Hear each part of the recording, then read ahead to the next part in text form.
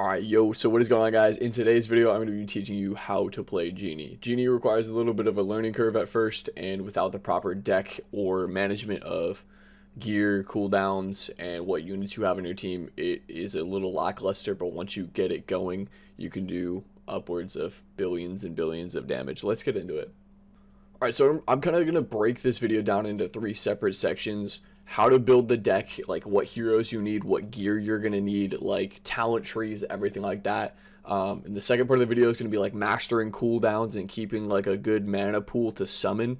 And then the third part of the video is going to be board setup, how to get the max amount of charges, giving you more damage and making the game go longer. The most I've done with Genie so far and with my current setup, I don't have like my gear maxed or anything like that, but I've done 15 billion. And I think that's really good, and I see a lot of people who use Genie but can't really get to that level yet. So I'm going to be teaching you what you can build towards, and maybe if you're a newer Genie user, how you can change your deck. Alright, so the first section of this video, deck building, talents, and heroes, and gear. What you're going to need, what is going to help you get to the furthest part of the game. If you are newer to this like unit, and you're still like early on, you can use different heroes, and if you don't have like all the units, you can obviously switch and mix and match and stuff, but this is what I have found that works best for me. I currently use Snowflake, level 15, because the armor break. If you are a newer player, I highly recommend using a Mermaid, clearing debuffs, keeping some of your units safe if you get Beldam flipped, and having like it really helps you with the longevity of the game. So Mermaid is also a good substitute, but for damage and armor break, I use Snowflake level 15. But let's get into gear. Your chest plate's not going to matter because it's PvP and you're trying to work on what buffs Genie, what makes Genie work better. I have tried with staff, I have tried with spear, and I am now using sword. Sword for me has worked by far the best. Staff is great for speed. The wand is great for mana, but at some point in the game, it just dies, it falls off. So using sword is what's been best for me. Make sure you get a magic roll so you get double the amount of damage. So 17 times 2 is 34% damage, but 35 in total because it's magic council plus the 0.5%. So you're getting more damage on bosses, on the mini bosses as well, which is the one place where you want the absolute most amount of damage. And then also Amulet of Growth with a magic faction on it as well. So when you do get your board set up and you're getting your buffs and you are stacking DPS, you want a couple of genies on those tiles to where it's doing almost 100% more damage, at least for my amulet right now. Alright, let's get into like the deck building nitty gritty. Swords is huge. I use, for my talents, right, left, getting the Awakening, double power for the 10 Flaming Eye buff, and then Improving Glance for the negative effects cleansing. And then Dryad, you can use Fairy of Rage for more damage. Since the nerf, it's not really that much of a difference, but I am more comfortable using Fairy of Growth. It helps me get my board up faster, it helps me get more golden fairies, and it's just more my style. And I like to, you'll see gameplay at the end of this video, I literally mix and match the entire board all the way through, and it just helps me do it faster and more efficiently. Gift of Nature, excuse me, I always burp in every single video. With the 40% chance of when you mana upgrade, you get another fairy, which is huge. Poison Fruit, I've seen a lot of people use Invigorating Fruit as well, and then obviously Golden Fairy at the end. Now with Summoner, you can use Witch as well. I've seen people use Witch with Polymorph, which is like the level 11 ability. Which is great for this deck, but I have used Summoner. I do better with Summoner. It's just better for my board setup and everything like that, but you can use Witch for this deck as well, and the damage with it is just insane, but I have a skill issue with that. So, but for the talents on this right now, I am using Enhanced Summoning to, if I got a level 5, level 6, level 7 Summoner or whatever, and I can hit the mana upgrade and it'll flip it into something else like a Harlequin or a sword or something where I can, it helps with my deck maneuvering the board. Once I do get a level 11, I'm going to be doing Blessing of Spirits for a little bit easier mana, keeping my mana pool a little more manageable later in the game because it just gets insane. And then for the main Genie talents, I do not use Sultan. Some people love Sultan. I can't use it. I don't like it. I like having a full board, kind of like a monk setup, but Ifrit, so right, left. Ethereal Boost, in my opinion, is better than Reckless Wish, because I am constantly getting a black hole and constantly spawning them over and over and over and getting that 3 stack, and they're all throwing those. So at least that's what's more beneficial to me. All right, so we're done with the first part of the video. For the second half of the video, it's going to be more mastering the cooldowns, what the cooldowns do for you, and how you can really use and abuse them in the game. So I'm going to have like all my cooldowns like stacked on the side of the video, what I really have to wait for and what I have to time out. This Genie's a great unit, but you need to get like all the timings down, your hero ability, when you can use the magic fist, and how long your black holes last for. So we're going to go into depth with that and how you can manipulate it and have it work for you best. So for Genie's cooldown with the magic fist, if you don't have it level 15, you can use it once and it'll go down and it's 30 seconds.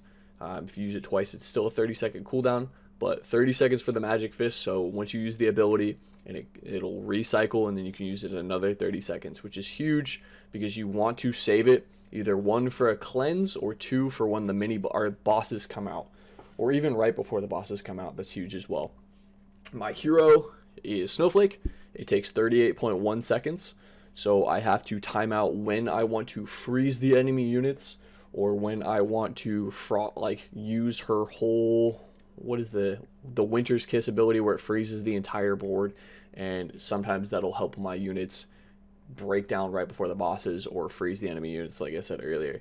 And then the final cooldown is the Vortex, the black hole, probably the most important one, that if you kind of go through it and you're like a new player, it doesn't really, it says it right here on the bottom left where it says activation duration 20 seconds. So when you do get a 3 stack, or when they all start throwing black holes, you see this little like miniature black hole next to your unit that has like a 20-second, the orb will slowly go down, and it lasts for 20 seconds. So in that 20 seconds, your Genies are throwing black holes, but once they stop, they're only normally attacking, and you can time it out really well. Like if you have your board set up, you can manipulate it by having like a bunch of Harlequins placed around the board, and then like the boss is coming in 5 seconds, and then you copy all the HQs to all the Genies, and then you have them throwing a bunch of black holes over and over and over, and it just melts the boss. So that's just, what I found helpful. Also, for a little important tip, the most important thing for Genie by far is once you get your board set up and once you get your 10 bonuses for the sword, the most important thing you need to get is damage per charge. Getting those charges early on in the game and sort of towards the mid part of the game is huge. If you can get about 40 to 60 stacks, and keep in mind I have my entire deck like built around this, it's set up completely, but if I'm getting like 40 to 60 stacks between 700 to 900 mana per summon, I'm doing pretty good, and then it'll just sort of skyrocket. I'm going to teach you how to also manipulate how to get more damage per charge, or where to spawn certain Genies to where you're going to get more charges. Alright, so for the third part of the video, we're going to get into the real details of the deck, where to place your units, how you're going to maximize damage early, and how you're going to get your setup early. So as you can see on my board, I have 4 separate spots for my tiles, right? I'm going to try to get at least 1 Genie unit set up on these tiles, and then slowly level it up to about 3, 4, whatever, I'm trying to get as many units as I can set up early, so I can start buffing my units. I can start getting charges really early on. I think this game went to about 5 billion damage. It was a cultist that I thought was going to lose. This player gets like contender. I'm also using my Snowflake as much as possible to get the damage over time stacked going. So what I'm going to do is I'm going to build up my golden fairy. I'm going to slow down the video. I'm going to pause it in a second too. I'm just trying to show you guys like the initial setup, like getting my dryads upgraded, trying to figure out where I want to put my first couple of Genies. So in this top left corner, if you can see him right here, I have this Genie that I copied with an HQ. That is going to be the Genie that I decided that I am going to upgrade first. So I'm just going to slowly build him up with all my dryads and stuff. It's going to take a little time because this guy likes to freeze me, but I'm going to get him as high up as possible. I think I'm going to get him to level 6 as fast as possible. Sometimes I'll go for level 7 if I feel like I have good timing or I'm not really worried about the unit or the enemy I'm playing against. But for this case, I got him to level 6. Now what I'm going to focus on doing is minimizing the entire board. What that means is the swords can shoot out your buffs to 3 separate units. So what I'm going to try to do is, right now I have so many Harlequins, so many Dryads, and a couple of Genies, but I want to buff my main unit. So what I'm going to do is I'm going to use all my Dryads, I'm going to use all my Harlequins until I get 3 units on the board. Doesn't matter where they are, as long as one is on my tile. And then I'm going to try to sword stack as much as possible to where I'm getting that 10 stack. And then I'm going to slowly upgrade my units.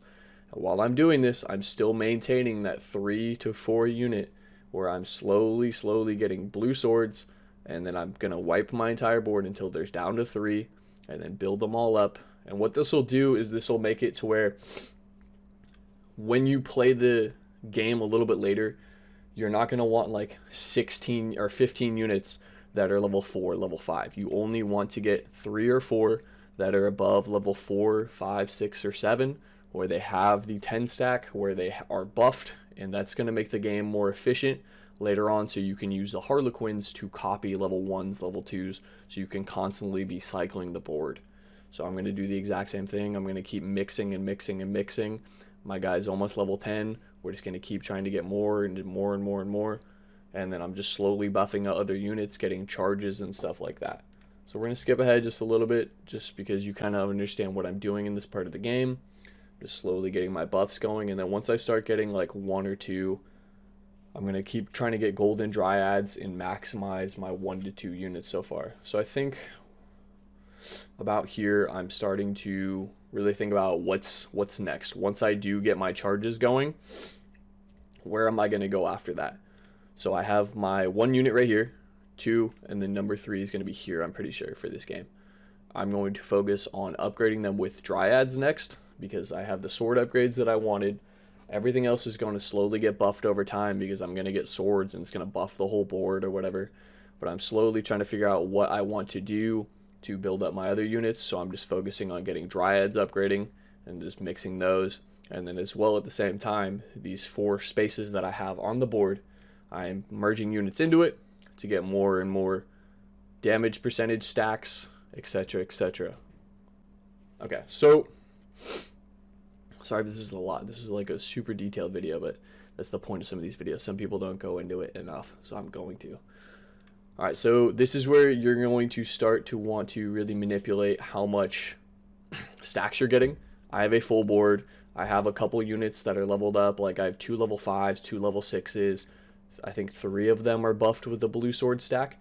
So this is where I'm going to start to want to manipulate how many stacks and charges I'm getting.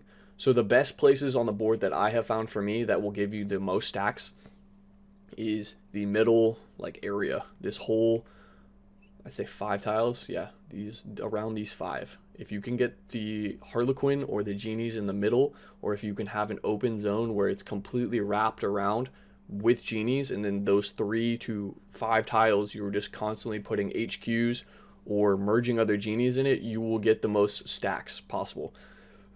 How the stacks work is if you have a 3 in a row, diagonal, up, down, left, right, doesn't matter, it will stack it. So from these corner units, since I have him in the middle and the Dryads right here and this is right here, I'm getting 1, 2, 3. But if I have this gone and this gone, I'd be getting 5.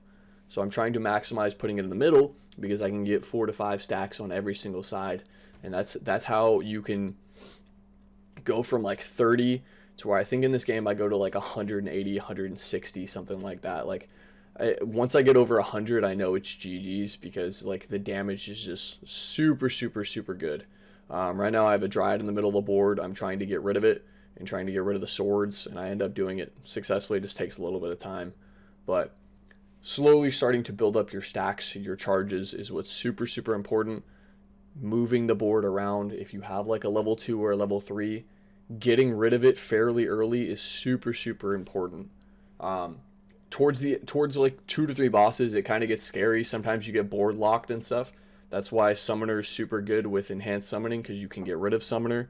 and I'm still mixing and getting as many charges as possible, getting as much damage out there as possible. And by the end of the video, if you guys have like any questions, comments, concerns, like drop it down in the comments. I'm more than happy to answer your questions.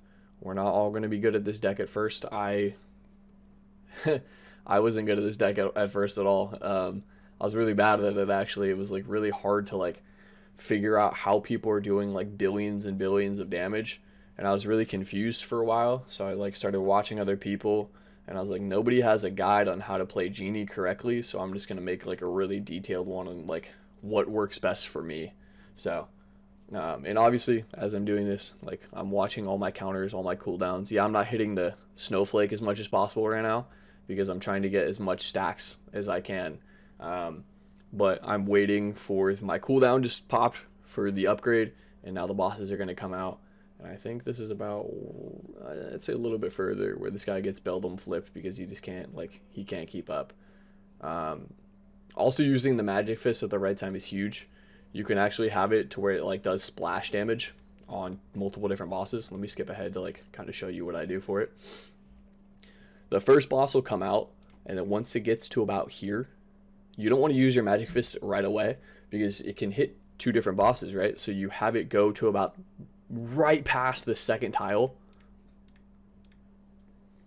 and then I'll use it about like right here when the bosses come out, because when the bosses come out, it'll hit it, and then once it kills it, it'll go down to the next one. Oh, I win the game right here. Oh, well, GG's, but you know, let me know if this helped you guys. I know this is kind of it's a lot of information, and it's very detailed and stuff, but I know it's a lot. I know it's a lot, but I feel like somebody's going to need it, and if it helps one person, then that's all that matters. I got 4.8 billion damage on that one. But let me know if it helped you. Drop a like in the video, please. The goal for the video is going to be like 10 likes. Still trying to break that threshold for a lot of them, but drop a like, subscribe if you're new, put a comment down below. I'm out.